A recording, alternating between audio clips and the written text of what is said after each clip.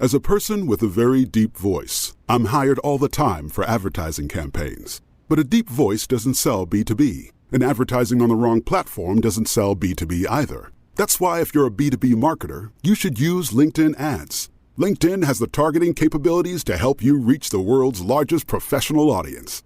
That's right, over 70 million decision makers all in one place. All the big wigs, then medium wigs, also small wigs who are on the path to becoming big wigs. Okay, that's enough about wigs. LinkedIn ads allows you to focus on getting your B2B message to the right people. So, does that mean you should use ads on LinkedIn instead of hiring me, the man with the deepest voice in the world? Yes. Yes, it does. Get started today and see why LinkedIn is the place to be to be. We'll even give you a $100 credit on your next campaign. Go to linkedin.com/results to claim your credit. That's linkedin.com/results. Terms and conditions apply. So, guys, after the whistleblower was talking in Congress about the Twitter thing, it brought back to mind the Uber thing, and then lo and behold, there was another Uber thing. I feel like I'm in a Dr. Seuss poem. There's thing one, thing two.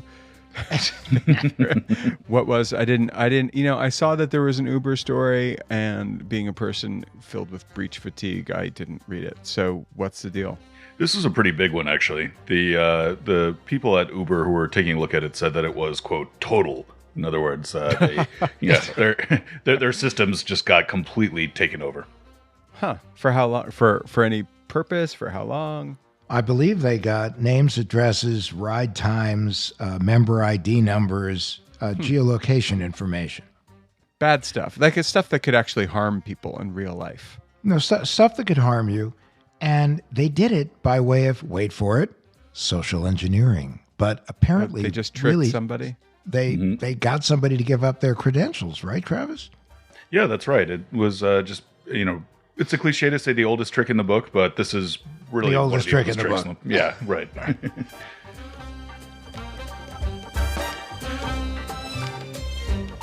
They've arrested the person that they think was responsible, and lo and behold, it's another teenager, I think in the UK, associated with Lapsus. And remember, the original story on Lapsus was that it was a Latin American ransomware group. But yet, so far, the only people they've arrested of late, and even before this, are British teenagers. So how does that work? Now, are these like Cumberland sausage, Scotch eggs, British teenagers, or are they British teenagers who hail from South America? I think they look like the cast of Harry Potter. Yeah. No, I didn't mean, just to be clear, I was not talking ethnicity. I was talking sort of if they could be connected to Lapsus over there. I mean, anything's possible, but they were arrested, all of them, I think, in the UK. Yeah, and they've all been shockingly young. So tell me, what are we calling young? I believe 15, 16. I think the earlier Lapsus arrests were somebody who was 16 and somebody that was 17, something like that. So, right smack middle of teenage. So they're not right smack in the middle of probably not going to jail forever, which is also good for them. They could be working for GCHQ before you know it. So yeah, that's what I was thinking. They're going to they won't get recruited to. Well, actually, that's interesting. I was just going to say they won't get recruited to to a Division I hacking team, but they probably might. They might end up somewhere good in cybersecurity.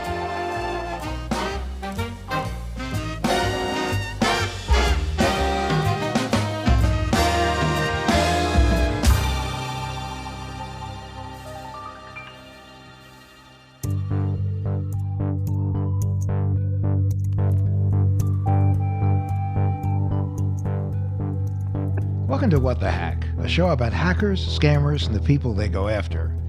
I'm Adam, cyber shocked. I'm Beau, cyber monkey with his hand in a cookie jar in the shape of a fist, and I cannot get it out. And I'm Travis, cyber tingly. And today we're talking about a scam that hit a little too close to home.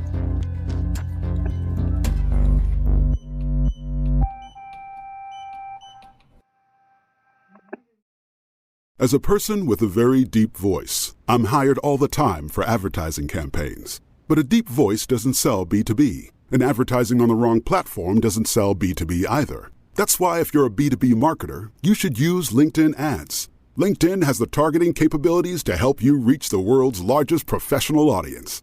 That's right, over 70 million decision makers all in one place. All the big wigs, then medium wigs, also small wigs who are on the path to becoming big wigs.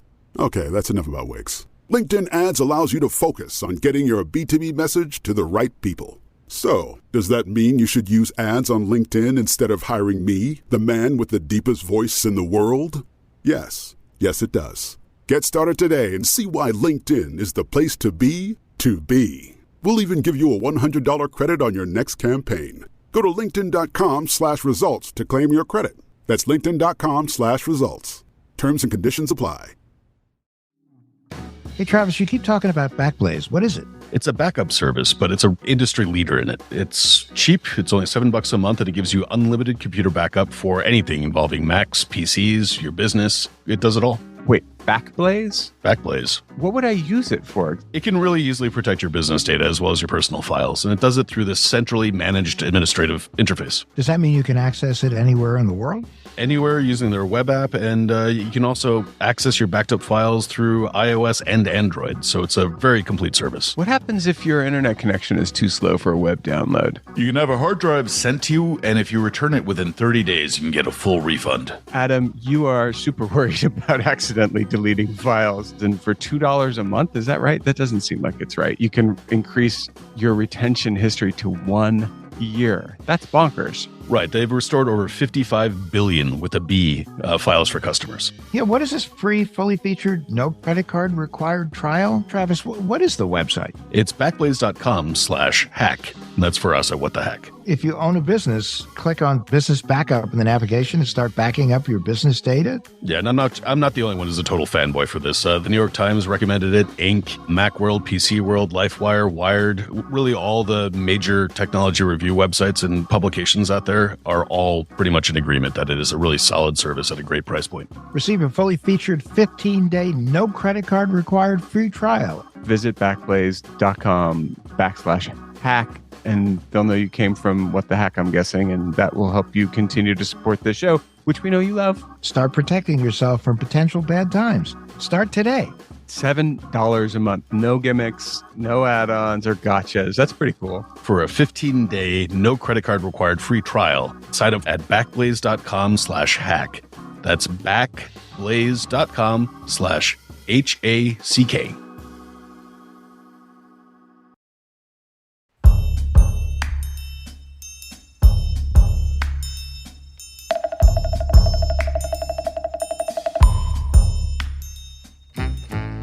Today we're talking with someone who needs absolutely no introduction because he introduces a lot. It's Beau.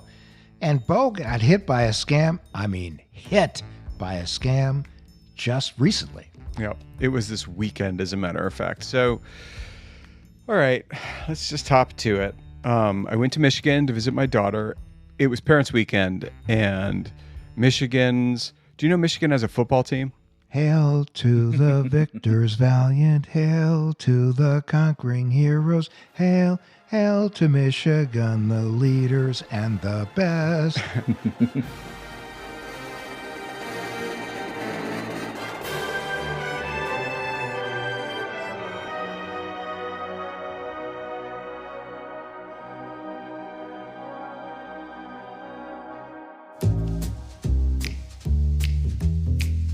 So Esther had never been to any sports event ever. I like a good sports event. So tickets were sold out. I freaked out. She thought she could get student tickets. She couldn't. So I went on SeatGeek and I did. I found 2 tickets at the 30-yard line, 32nd row. Great seats. Is that how you got scammed? No. So the tickets worked. They were fine. They were a little expensive, but they were fine. That's a little different than our previous episode where we had Bill on who went for hockey tickets, but they weren't real. Yeah, I mean, it was definitely a fear of mine because I had never purchased tickets that I had to, I could only download to the wallet on my iPhone, but it worked out, and the tickets were good, and the seats were great, and the game was phenomenal. But I'm getting ahead of myself. I'm not quite sure how this happened, but I did drive. I drove from Connecticut to Michigan. So did you get hit at a gas station? So this was the thing. I remember putting my card in a couple of slots and it just stuck a little bit. Like I thought, you know how those slots sometimes will, like especially at a bank, they just won't accept your card. There's a hard stop and you can't get your card in because for whatever reason it doesn't want it. I thought that was happening. So yes, for sure, I am glad I have transaction alerts on all of my major accounts because I sort of wonder about that. And actually, when I got home last night, there was a charge for $68 on Amazon. I called both of my kids. Did you do that? No. And it turned out that it was something I had ordered that was back ordered that finally dropped, and I needed to get a grip because I was so worried about getting scammed. So in other words, you took your own card over then for that one. I scammed myself for Gordon Parks' segregation story, which is more recently in print again. Here's the deal. I was totally late. Esther and I thought we could get there at like 11:30, and then at the last minute, someone was like, "Are you kidding? You got to get there 3 hours earlier at least." And so we couldn't find a parking spot. And do y'all know how it works for parking at the big house? Well, at the big house, as I remember it, a lot of it had to do with people renting spots on lawns 100%. and driveways. And, Yeah, and the closer you get, the more expensive it gets. So and if you drive into someone's house, you get a discount, actually, but that's all I know. they have like a $20 lawn, a $30 lawn. When you get really close, it's a $60 lawn. And then when we were in there, Esther said, "You know why the $60 lawns are so expensive? It's because they have to listen to games every Saturday." It was nuts inside. So I did give up on the people renting spots in their lawn. It just didn't seem like a good idea. I found a spot. I actually found a parking spot.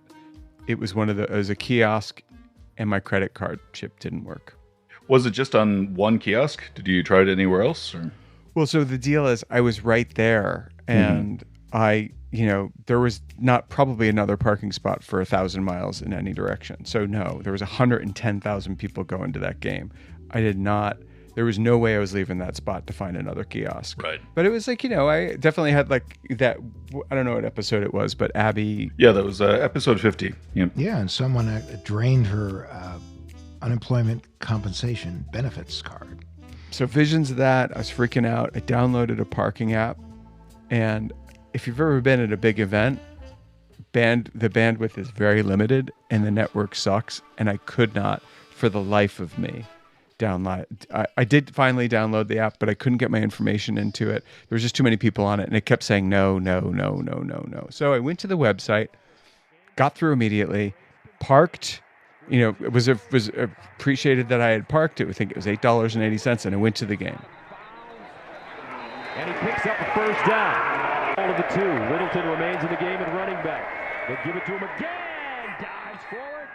Well, actually, one of my favorite football chants, because at Michigan, they got a lot of football chants, but when I was at my other school, and it was the first time that Stanford was on the verge of going to the Rose Bowl, I was part of the Council of Presidents, and we led a cheer, and the cheer was, "Imagine our elan, imagine our elation. We've been waiting for this game since the Truman administration." Who the hell could say that? We actually got people in the crowd to say it, but, we have kind of a weird crowd at Stanford, so it was like what we did. So the way it worked at the big house was a little simpler. They just had people with signs. One said go, and the other one said blue. And then they would hold up the sign that said go, and then everyone would say go. Go. And then they would hold up the sign that said blue, and everyone would say blue. And then they would just alternate. Yeah, it was pretty chill. Here's Tagovailoa. Over the middle. It's intercepted. DJ Turner. Give me that. I mean, it's a madhouse in there. And if my Wi-Fi, if I wasn't able to get a signal outside, for sure there was no signal inside. Did they have the guy that like every time they scored a touchdown did the push-ups for points? No. Or I didn't see him. I mean, no, maybe. I have no idea. But it was a total blast. And I didn't look at my phone once because it wasn't working, right? There was no signal there. 110,000 people all trying to go on Instagram at the same time. Not good for the network. And who won? It was a really good game. It was kind of nuts, back and forth. I was told Michigan was going to trash Maryland by you, Adam. And that was not the case. It was a tight game, and it was fun. Well, then it's because later I read that the quarterback for Maryland happens to be the brother of the quarterback who came from Alabama that's now the quarterback for the Miami Dolphins.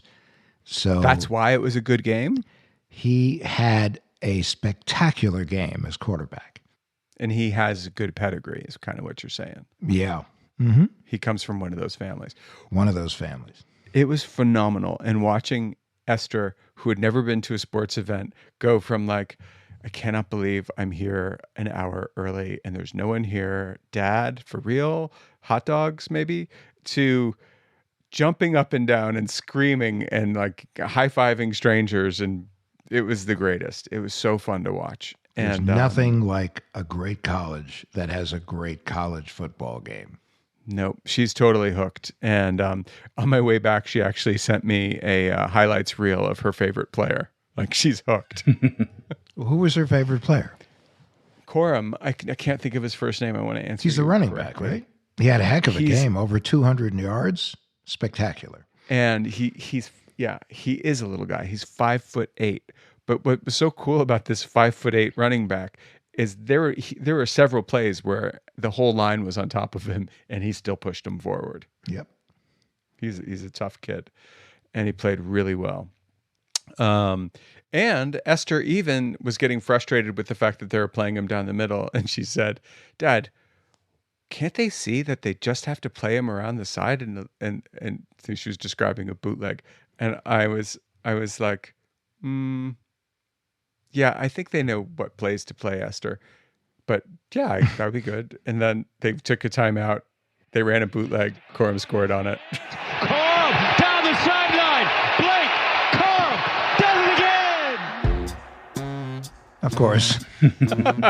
She was very proud. And Esther was saying, why am I not an assistant coach at least? No, she showed me. She was like, Dad, that coach makes $7 million a year.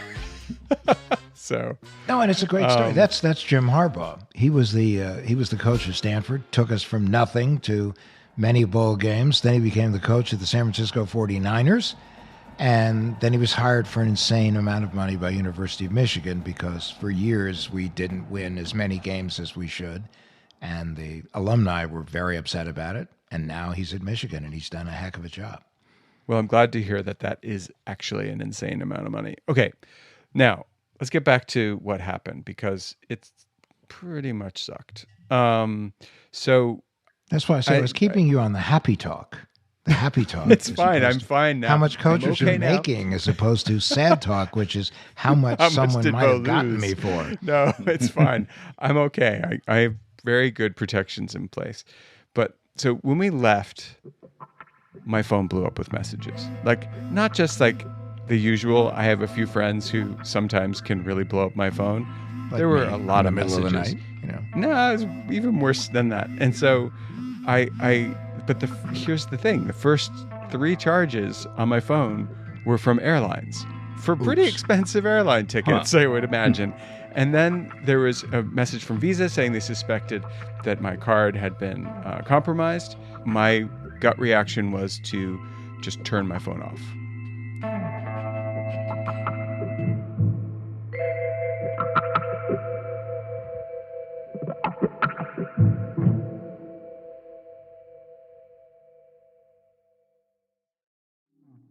So, Beau and Adam, you guys know I'm a bit of a privacy geek, if you will. Oh, yeah. Yeah, you are. Yeah, totally. I really just don't like the idea that just about anyone can find you online, can find out where you live or your email address or your phone number or anything. I just think that entire idea is super creepy. There's so much of my data already out there, but is there something that you can do? Yeah, actually, you can use Delete Me. Delete Me is a service that pretty much does the heavy lifting for you, where they go to all the data brokers that they have on file.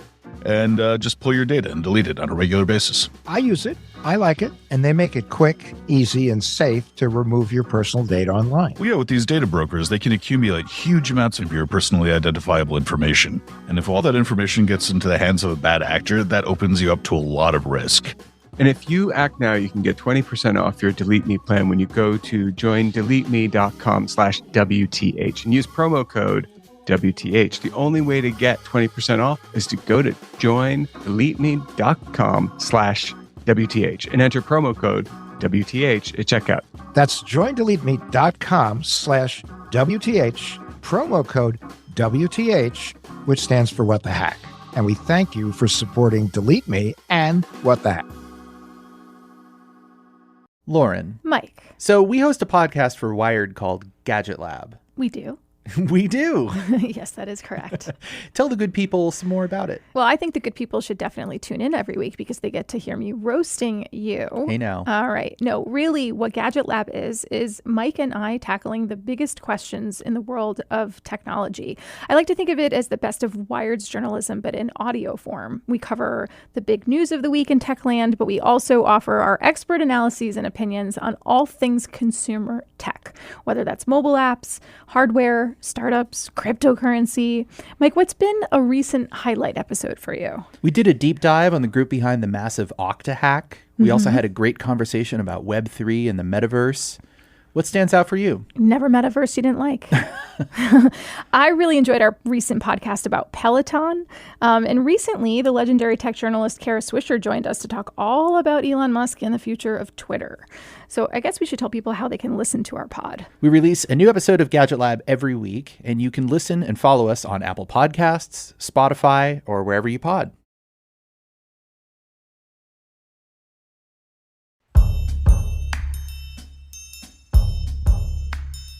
I don't know exactly what happened. Did it have something to do with downloading the parking app? I think it has to do with not the app, but the website. So when I went back on Esther's phone, because I was afraid to use my phone at this point. Yes, now we're jeopardizing our child's phone. Let's go with that one. I went to the site and it was not secured. There was no SSL. There was no secure socket layer. It was not a secure site. The lock was not there. And it was really clearly a spoofed site for parking in Michigan. They get 110,000 fans there. It makes perfect sense that a hacker would be like, okay, I'm going to spoof a site because there's going to be people panicking about parking. And the apps fail regularly because of bandwidth issues. I think that's what happened. There's been cases of that with the COVID-19 tracing apps in the early days of COVID, where you would go to a website and it would say, to download the app to trace COVID cases in your area. And a lot of the time that just ended up being malware. I think Canadians got hit pretty hard by that one. Yeah. So, I mean, what I like about what happened to me, if you can like what happened to me, was that there was a lot of pivot points in here that relate to stuff that we talk about.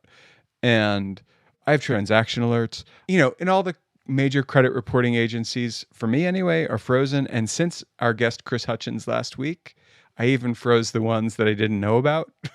So good call. Yeah. So I don't have any, there was no damage. But here's the deal. I want to show you guys something that I think has something to do with what happened to me. I just sent you both a link. Yeah, I think you need a copy paste. Can you go to it?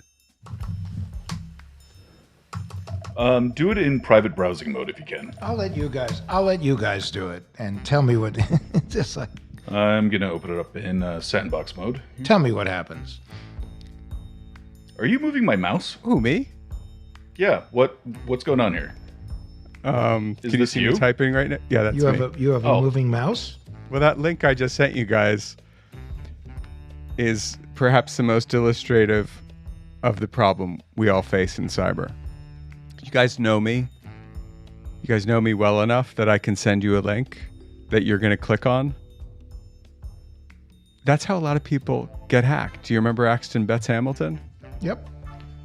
Yeah, but what are you doing? How do? Well, no, Axton was, her identity was stolen by her mother. Right, but I'm worse than both of your mothers. I am your like best friends. So if I send you something and I want to get you, I gotcha.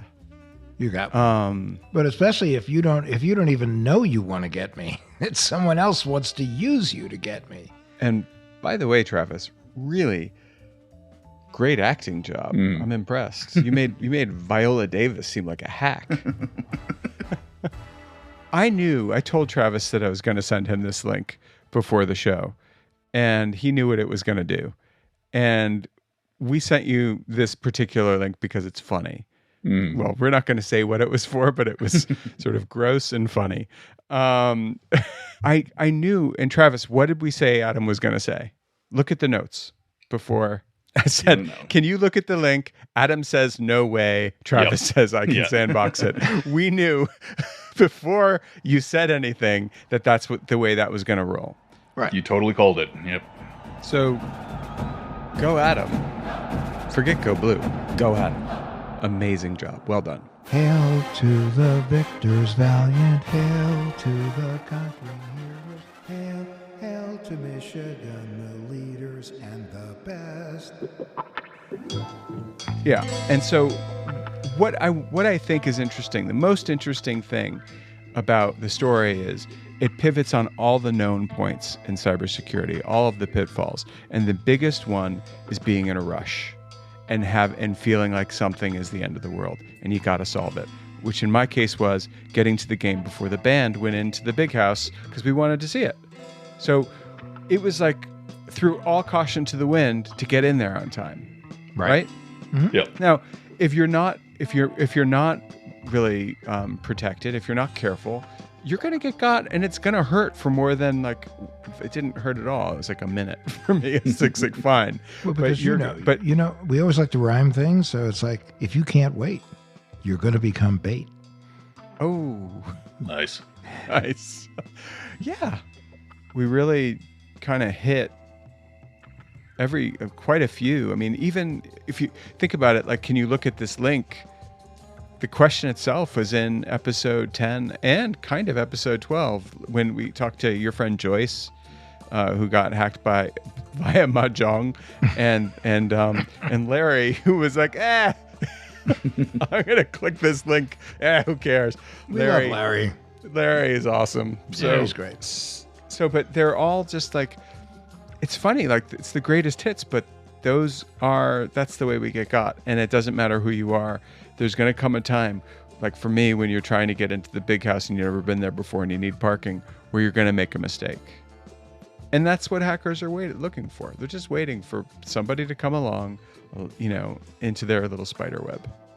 I mean, could this have been a pretty lo-fi scam? This was a way lo-fi scam. I mean, it wouldn't be too difficult to change the signs at public parking. I mean, a lot of them look like they're just printed by FedEx anyway. But I feel like that's what hacking has become, Adam. It's like, in the old movies when like the crook changes the sign, they're like, the arrows one is like, this is the road to the bad town where you will be robbed. And this is the town to the good town where you won't be robbed. And they just switch the signs. I've had that before. Sign switching. I've ended up in the wrong state, but hey. I get that. Well, one thing that's sketched me out before about a lot of the parking meters, modern parking meters that tell you can download an app, is that they direct you to them by way of a QR code. And it would be the easiest thing in the world just to say, like, okay, this is a app provided by the city. If someone just puts a sticker over it, you're pretty much in their hands. I hate when you do this. You just gave criminals advice, but that is true. And the other thing is, we say is giving criminals advice. Well, but here's the thing. What he just said also could have worked in this scam where you just, instead of it going to an app, it would just say, oh, the app is down right now. Please go through the website. Well, Beau, not only that, but because you determined that the website was sketchy after you took a look at it. The truth is, there are a lot of websites that aren't sketchy that just become victimized by e-skimming, which is where someone puts a malicious code. No, you don't even have to make a mistake. It's true. I mean, Yeah. in my case, I think what I was trying to illustrate is like the mistake is a teachable moment because I was in a rush And Right. it's always like, cooler heads prevail.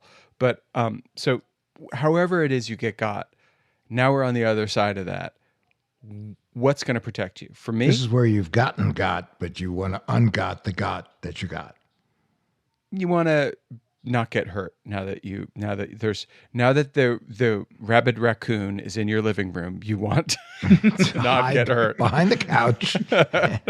So I have transaction alerts set up on all of my credit cards. Good. So the minute somebody makes a charge, I know it. And I never, ever, ever use my debit card for anything. Ever. That said, I do use it at ATMs. So I could still get got. I could still get hit by a skimmer scam. Skimmer Correct. scam, skimmer scam, skimmer scam, skimmer. Anyway, so I like that. I Skimmer know you scam. love it when I know you love it when I skimmer scam the scam song. But so that's one thing. The other thing I have going in my favor is that on my phone I have a SIM card PIN number, and I'm using a phone that has a physical SIM card. In the future, that's not going to be the case, and I'm not quite sure how we're going to navigate that. But right now, that's a protection that I can enjoy. And it makes my phone a safer haven than it would be otherwise. So one of the ways to protect yourself against skimmer scams is to have a SIM pin. This is very good. I like the way this is kind of flowing. It's very simple. Oh my gosh, let's see if we can keep going. And then the other thing that I have is I'd like to see you alliterate this, buddy. I have credit freezes at all the major credit reporting agencies. I can't do that one. Yeah, I got nothing. So that's it though. And it really is. It sounds like a pain in the butt, but it's pretty simple to protect yourself. No, and you have a fourth thing. What's that? Travis. I didn't even call him.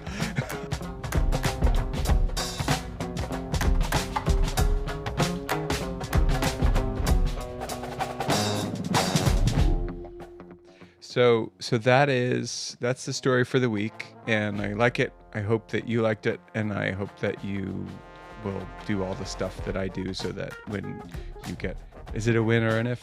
When you get hacked, When you get hacked. You're it'll be absolutely totally right. chill. No, Beau, you did good. You did. It'll be a bowl of matzo ball soup. Happy New Year. And at this point, we do golf applause.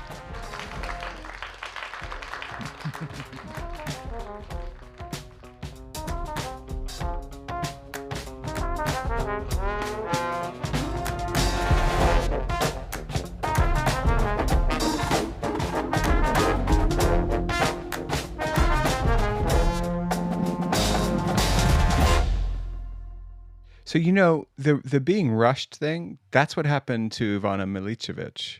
Yeah, when her Instagram account got hacked. Did she fall for the copyright scam? Yeah, she got a DM and said that she was busy, had a lot going on, and that's how they got in.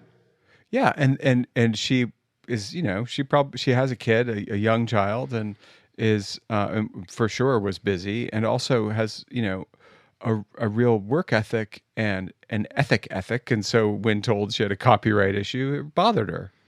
And a lot of creatives, it's funny, that's a really smart ruse for creatives, because creatives take copyright really seriously. Totally. So for the benefit of our listeners, that's where you get a notification that looks like it's coming from Instagram, and they say to you that some of the content that you're using is in violation of copyright law, which is enough to make anyone's blood run cold, especially if they're in the content business. Yep. All right, which brings us to our Tin Foil Swan. Our paranoid takeaway that'll help keep you safe online.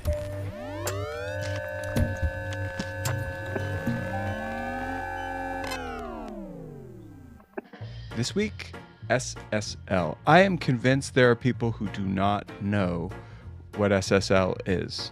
Travis, what is it and why does it matter? The three of us being amongst. No, I know. It's how I got scammed. That's It's true. important. SSL stands for Secure Socket Layer. That doesn't tell me anything. Right. In plain English, what it does is it encrypts your connection between your device and a website or a email server. When you're transmitting anything on the web, if you don't see that little tiny padlock next to the URL, that means that that your transmission is not being encrypted. So that means that someone could potentially intercept your credit card number or social security number, passwords, anything along those lines. So the scammer, in my case, they could have gotten scammed by a man-in-the-middle attack. Yeah, exactly. Especially if they're on public idiotic. Wi-Fi. Yeah. The problem, and now not to make people more depressed, but that is my nature, is there have been instances that they've written up where people, bad guys, have gotten their hands on these security certificates, right, Travis? So Yeah, it's they true. can create websites that look like they have the padlock and have HTTPS. Yeah, definitely. It's not a cure-all.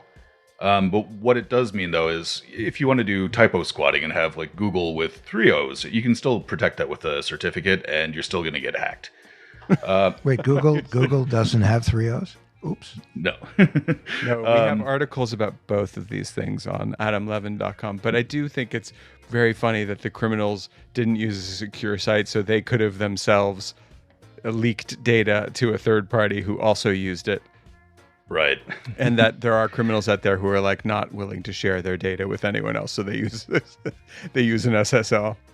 The thing to keep in mind is that this is important enough for security that Google announced a few years back that they would give you worse search results if your website was not protected with SSL. Like, that's how important it is to them, just to make sure that your connection to the web in particular is encrypted. Well, don't a lot of the browsers now indicate to you that, wait a minute, you may want to be careful Right. with that website? Yeah, in a lot of cases, you can get sort of the little pop-up just saying, like, your connection is not secure. We do not recommend you proceed with this. Every time I try to do anything on an airplane, it reminds me of that. Yeah, no, and it is just depressing, and you're all doomed. But yeah, the takeaway here is just look for the little tiny padlock next to the URL, and that's a small piece of extra security that you can apply to your browsing habits. And if it doesn't have the padlock, Back away.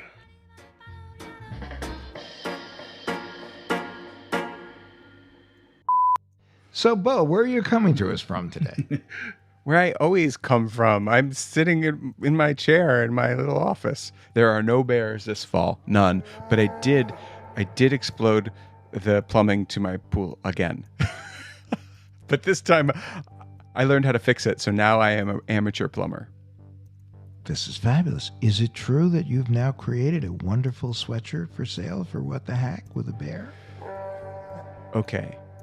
We don't have them yet because I'm Okay, we doing don't business have with them a yet. very small provider of said cotton products. But there's a dude who's making the plushest, most delicious hoodies you've ever seen with the WTH bear. It's the coziest bear in the world. AKA Is it Kenneth? Kenneth. It might be Kenneth. I think it's Kenneth. But I'm calling it Cozy Bear.